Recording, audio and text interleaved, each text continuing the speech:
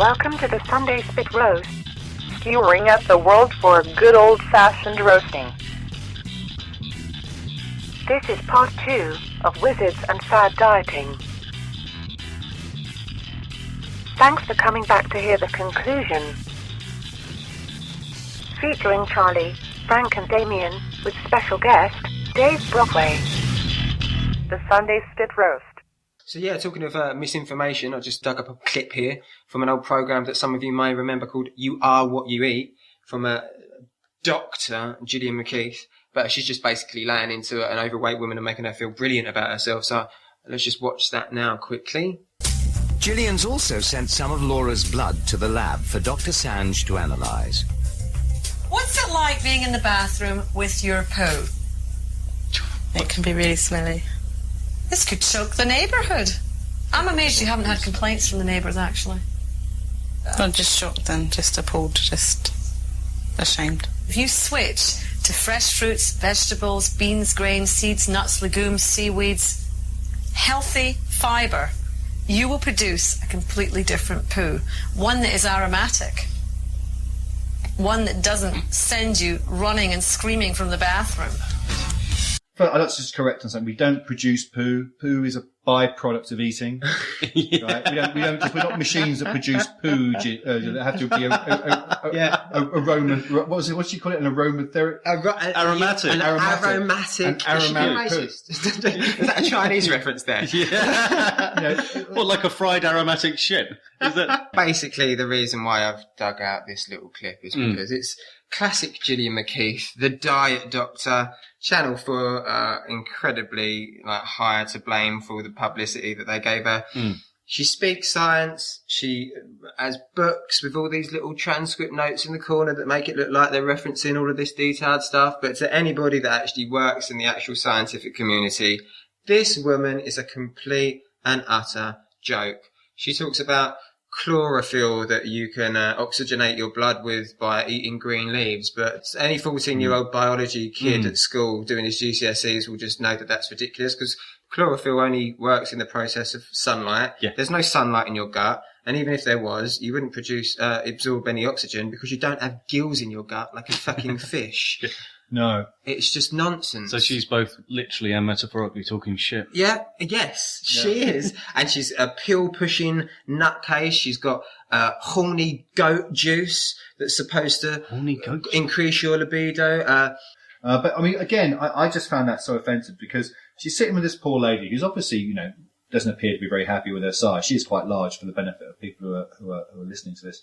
And she's like, okay. I don't think she's large for their benefit. No, of course not. No, she's pretty large for the benefit of herself. But that's much of a muchness. I mean, the thing she's doing, she's basically completely undermining her. She's saying, well, I bet your poo smells. And she's like, yes, it does. I mean, everyone's poo smells. It doesn't matter what you eat. You could eat the fanciest food in the world. The byproduct of eating is the waste we extract from our body. It doesn't smell nice. And that's, and there's nothing you can eat that will change that. And she's making this woman feel bad because of that. Yeah. Your neighbours will start complaining. What? I know.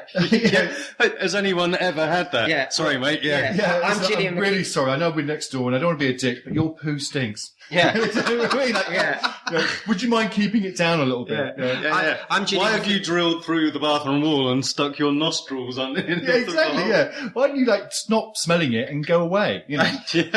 I remember if I used to eat fajitas when I was about 14, 15, I would stink the next day. Now, what can you say about fajitas? Chicken, peppers, onions, and a bit of bread and tomato-based salsa. Oh, fuck me. How unhealthy is that? And I would stink out a classroom, and I'd be proud of it. Yeah, people used to be proud of that sort of thing. When did we stop being proud of our smelling our farts? I know. Do you remember you used to be like, hey guys, check this out, and just crack one off, and everybody like, oh, wicked, and you get props for doing it, right? You can't do that now. What's happened? Well, I always think that that's a good marker for knowing how comfortable you are in a relationship. Yeah. When she breaks wind. Yeah. That's when you've settled down. And then sometimes they can sort of overcompensate for it and take it a bit too far.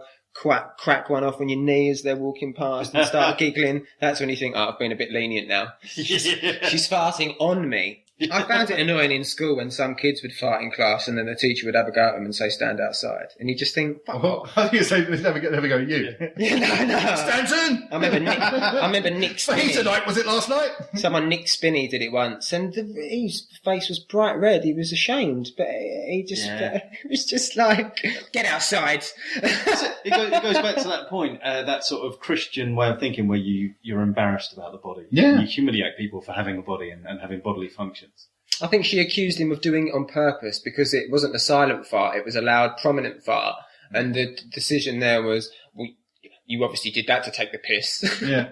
Did I? Well, that's like you've got no control really over how loud it's going to be. It's just going to come out and it's going to be a certain noise and a certain size. And somehow people think that you're taking the piss out of them because you're farting. I know. It's loud. Yeah. If anything, it was just a planning mistake. Yeah, exactly, yeah. I mean, for me, I also think if someone complains about, I'm quite into one-upmanship, so someone complains to you about farting, I think you've got to up the ante, you've got to shit yourself. Yeah. So they'll be wishing for the fart, do you know what I mean? Like, in about an hour's time, they'll be wishing they're living back in that world, you know. Just get out a newspaper and just lay one on the floor. Take a knife to a gunfight sort of thing, you know.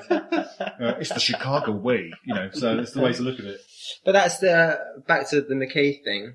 I just think people like this are just a menace to the public's understanding of science. You don't need that. You don't need the bollocks. For Channel 4, they think, brilliant, we've got a show here, we're going to get ratings, and they don't give a fuck about it afterwards. And talking about the fast food stuff that we've bought a lot recently, I found an interesting clip from a show called Penn and Teller's Bullshit, where they've got a crack research team and they could really go into depth in things. Fast food has a bunch of things going for it that really make it attractive to people. Not only is it tremendously convenient for those of us who don't really know how to cook, not only is it pretty darn tasty compared to a lot of things we would cook for ourselves, but it's also really fun. Now you're talking. We like fun. Dr. Wansink is the author of Mindless Eating, Why We Eat More Than We Think. He's made a career out of studying our eating habits from his most excellent lab on the Cornell University campus. It's like a Hollywood hidden camera studio, except it's in Ithaca. Within 3 hours, we can transform it to look like a bedroom, a dining room, a kitchen, a den. Or a snazzy little restaurant. Make that a bistro with two-way mirrors. You get the idea. Okay, bring in the soup. Serving delicious culinary delights and fucking with people for us. And for science. Oh, we wish it were just for us. And here we have the Southern Chicken Corn Bisque for you. Southern Chicken Corn Bisque. Highfalutin food for sure. But here's the catch. All of the ingredients of that exquisite dish are actually courtesy of the Colonel. This is all from KFC. Not just the chicken, but the coleslaw, biscuits, and even the corn on the cob.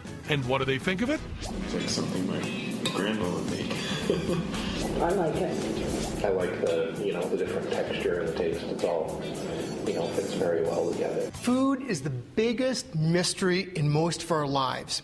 Most of what influences what we eat or how much we eat doesn't have to do with reason or logic or what we know about nutrition. It has to do with the subtle things that are around us. It has to do with the name of a food. Well, so on a scale of 1 to 10, with like 1 being fast food and 10 being really, really gourmet food, where would you put that bisque? I think I put that as a 6 or 7. Maybe a 7. 9. I actually think that was a 10. How would you think tonight's meal compares to fast food? None of this food you could even get at fast food places. So they're basically making the point that we know fuck all about what we're eating, and it's all based, the perception of it's based on the context. Yeah, pretty much. Yeah. So turd polishing. This is a really interesting point I think they're making, that you don't really use your taste buds to determine the quality of food. It's an overall sensory experience. If you think you're in a posh restaurant, you will assume whatever will go off in your head to as the illusion you're getting something really, really good. But maybe that just means nothing is really, really good. It's just what we perceive to be really good. Well, I think they make an interesting point here when they talk about there's a nutritionist that has a spot on the show and comes in and has her say, but I've heard this in a few documentaries now. The nutritionist movement is full of nothing but skinny white people telling people what they should and shouldn't eat. There's the demographic in terms of the people there. I don't know if it's class based, if it's just this judgment, but they're the people that are going around telling people what they can and can't eat. Just these skinny as fuck, skinny white guys. Yeah, nothing tastes as good as skinny, right? Yeah. I got told by a friend of mine recently. If you meet someone who's a health nut and they're a bore about it, you should take the piss, because you think it's just they're like a Star Trek fan. Do you know what I mean? They just go, they're imagine them there in their Captain Kirk uniform talking to you, and that's how I see them. Like, it's like when I see when religious people go on oh, Happy Christmas, Happy Christmas. I take that with the same amount of gravitas as someone saying May the Force be with you. And I was thinking that in my head. That's what it means. It's just something people say. It has no basis for me to find myself being a better person or a worse person. It's just like a greeting, like they're doing stuff. Yeah, sometimes politeness and etiquette can be a bit dangerous. Yeah. It's like what you said about the Star Wars thing. A few years ago, I had a friend called Matt who got onto the religious bandwagon, and he posted on a status on Facebook saying, I'm doing a sermon at the church. If anyone wants to come and watch me, come down. Oh, so it's a metaphor. I thought you meant actually was on a bandwagon. Yeah. Sorry, I thought that was really interesting. Come with me. Sermon on a bandwagon. Yeah. But he wrote out a status and said, come and watch me. No one replied, and I thought, oh, God, that's a bit harsh. I'll go down and, he's my mate, he's doing this. I'll go down and watch him. And while I was there, what I didn't realise was going to happen was that there was this particular moment where the priest who was running the show said something, and obviously it must be a community church thing because everybody in the fucking church knew it was about to happen, and I didn't. Was it a collection for the roof? No. Have a little whip around. Down by the end of it. But suddenly they all turned around and started shaking each other's hand around the room, saying, peace be with you. Yeah. I thought, fucking hell, that's space talk. What do you mean, peace be with you? And that was scary. It was like, why are you doing it? The whole thing, it felt very cultish. I mean, I know we're going off the track now. No. I think some of these diet things can be like they are cultish. Yeah, absolutely. I mean, you're part of a club that's, by definition, it has a in-group, out-group fighting because it doesn't accept other people's ideas. Just very much like the model of religion. It does. We're the Atkins diet people, or we're the fitness people, and someone turns up and you eat Big Mac, and it's like heretic. You know what I mean?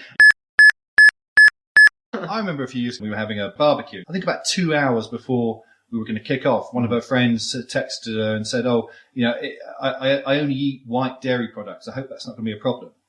Was that a racist thing?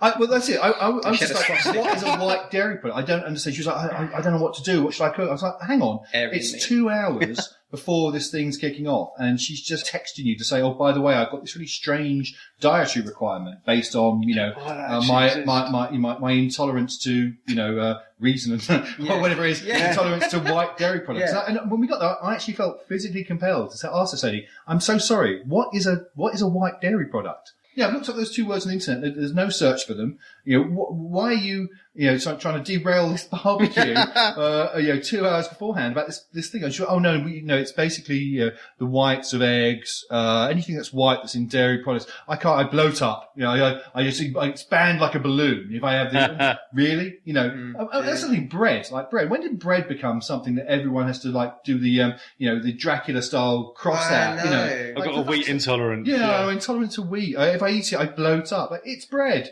Okay, it's weird. I've got a bit of a cunt intolerance. Yeah, exactly. Yeah, I can't. If I'm at a barbecue and there's a cunt here, I'm so sorry.